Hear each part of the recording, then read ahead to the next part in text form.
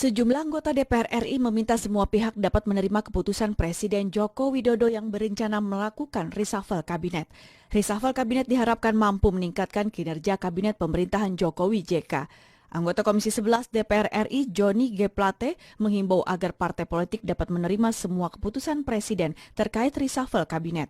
Menurutnya reshuffle merupakan salah satu upaya Presiden memperbaiki kinerja pemerintahan. Kita menganggap bahwa semua menteri-menteri itu adalah orang-orang terbaik yang dimiliki oleh bangsa ini, yang dipilih oleh Presiden, mengingat bahwa orang itu punya chemistry yang cocok dengan Presiden, mempunyai kompetensi yang Presiden dapat menerima itu. Para menteri harus mampu menjalin satu koordinasi kerjasama di antara para menteri, ya. Para menteri dalam kabinet dengan pemimpin-pemimpin lembaga tinggi negara yang setingkat maupun dengan para pemimpin-pemimpin eksekutif yang ada di bawahnya. Sementara itu, Wakil Ketua Badan Legislasi DPR RI Firman Subagio mengatakan, ke depan Menteri harus menyadari bahwa posisinya sebagai pembantu Presiden dan Wakil Presiden, sehingga apapun kebijakan Presiden, Menteri dapat menjalankannya dengan baik dan sepenuh hati tanpa menimbulkan silang pendapat yang dapat menimbulkan kegaduhan politik. Para menteri harus tahu di mana mereka punya kewajiban, domainnya di mana. Oleh karena itu domain masing-masing kementerian tidak boleh overlapping, apalagi ada menteri yang mengklaim bahwa ada tugas tambahan yang tidak diatur dalam keputusan Presiden. Ya, ini tidak boleh. Rohim Nugraha, TVR Parlemen melaporkan.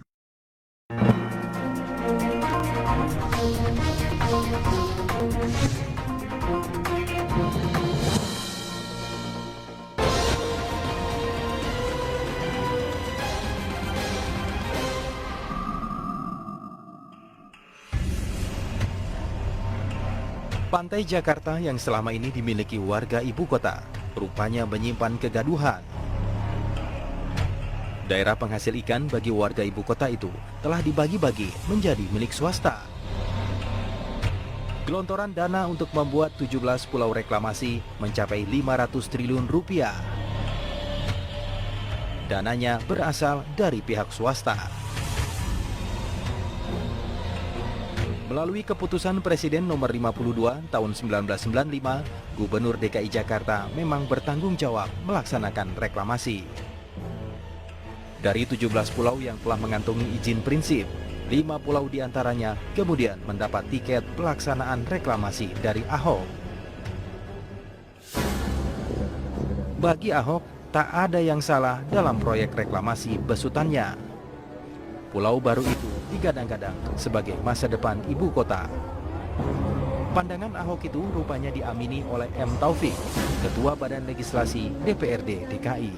Ini sudah ada kajian Menteri Lingkungan Hidup loh tahun 95. Bahkan menentukan posisi pulau, jumlah pulau itu melalui kajian oleh pemerintah pusat. Bukan saya loh yang menentukan 17 pulau loh. Jadi waktu saya mengajukan raperda itu ada semua ada dasar hukumnya. Saya menyampaikan ini berdasarkan hukum ini, bukan saya yang ngarang. Dari tahun 95. Nah kalau menurut saya ini jadi politis. Seolah-olah izin pulau saya yang berikan, mesti saya tutup. Saya bisa melawan nggak putusan Kepres yang dulu-dulu semua? Pengembangan Jakarta nggak mungkin ke selatan. Dia mesti ke utara. Ke utara ya mesti ke laut gitu loh. Tinggal bagaimana cara reklamasi yang baik untuk semua pihak, untuk nelayan di sekitarnya baik, untuk pemerintah baik, untuk pengembang juga harus ada harapan profit dong gitu. Saya kira semua ini kita sinergikan. Proyek mahal reklamasi Teluk Jakarta belakangan disebut-sebut menabrak aturan. Kepres nomor 52 tahun 1995 yang jadi dasar Ahok memberikan izin reklamasi rupanya sudah kedaluarsa. Tahun 2008, Presiden SBY menyatakan Kepres itu sudah tidak berlaku lagi. Undang-Undang nomor 1 tahun 2014 juga mengatur proses reklamasi berada di kementerian. Proyek pulau baru ala Ahok itu pun disebut ilegal.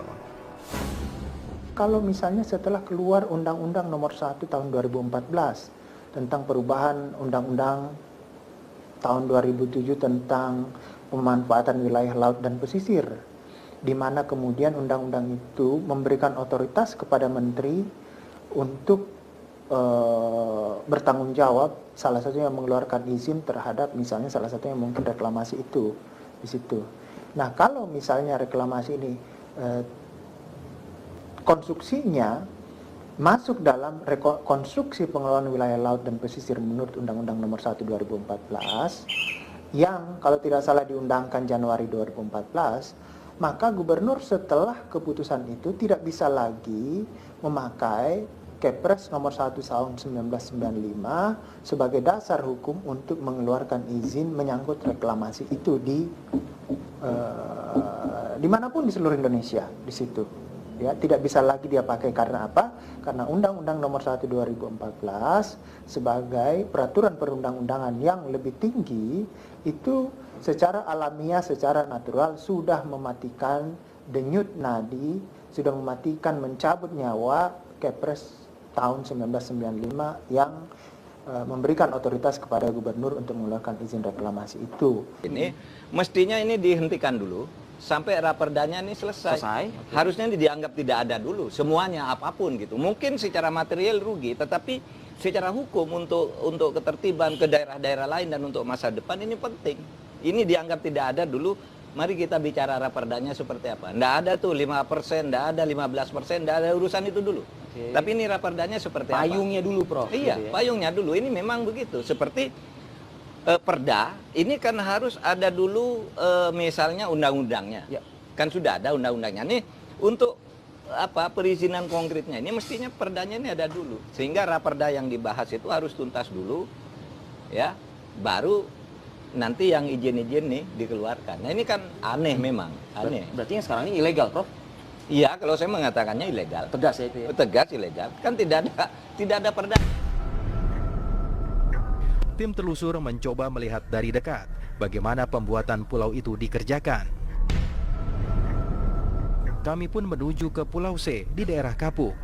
Pulau itu milik PT Kapuk Naga Indah, anak usaha dari PT Agung Sedayu Group. Halo Mas. Pagi, Mas. Adi Mas dari TV One. Ya, keperluannya Mas. Saya mau liputan di dalam boleh Mas? Ada surat izinnya nggak dari pihak marketing? Oh, jadi harus ke marketing dulu ya? Siap. Oh gitu, kalau udah dapat dari marketing baru bisa liputan di dalam ya? Silakan Mas langsung ke bagian building controlnya. Oke. Itu nemuin Ibu Arum. Ibu Arum? Siap. Itu di mana ya Mas? Itu Gedungnya? adanya di lantai 2 Mas. Di mana? Gedungnya yang mana? Gedungnya yang sebelah sini. Yang mana ini tuh? Fresh Market. Fresh Market, Siap. lantai 2. Ya. Namanya PT Building controlnya aja. Building Control. Ya. Oh oke. Berarti saya ke situ dulu ya baru Ya, ke Mas kalau ya. misalnya udah ada surat izin. Oke. Apa mungkin kita bantu, tapi kalau nggak ada surat izin mohon. Oh ya, nggak apa-apa, ngerti sih. Ya. Siap. Makasih Mas. Ya, Oke. Berarti ke situ aja Mas ya. Rupanya kami tak mendapatkan akses untuk masuk ke dalam Pulau C. Pihak keamanan beralasan kami harus mengurus perizinannya dahulu.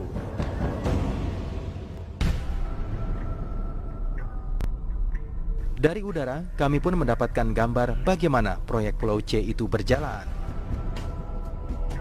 Deretan bangunan seperti ruko dan sebuah klaster perumahan bahkan sudah berdiri. Aktivitas truk pengangkut pasir terus bekerja menimbun laut menjadi daratan. Sementara di Pulau G, pulau milik PT Agung Podomoro Land, pengurukan pulau baru menjadi Pulau Pluit City dilakukan di laut. Di mata pengelola Pluit City, pulau reklamasi di Teluk Jakarta banyak memberikan manfaat. Kas Pemprov DKI akan bertambah, lapangan kerja baru pun akan terbuka. Pulaunya katakanlah sudah jadi, kita akan menyerap ribuan tenaga kerja, khususnya dari masyarakat sekitar, ya. Dan dengan adanya penyerapan tenaga kerja ini, tentunya akan katakanlah membuat roda ekonomi masyarakat sekitar akan makin bergerak, akan makin tumbuh. Kenapa? Karena nanti akan muncul, akan timbul katakanlah multi-flyer ekonomi yang lain, tumbuhnya katakanlah rumah makan, tumbuhnya kos-kosan. Ini tentunya akan merupakan satu income tersendiri, khususnya buat Pemda. Pemda pengertiannya adalah apakah kantor pajak, terkait dengan pajak penghasilan, apa kaitannya dengan BPJS, terkait dengan pembayaran, serta roda ekonomi lainnya.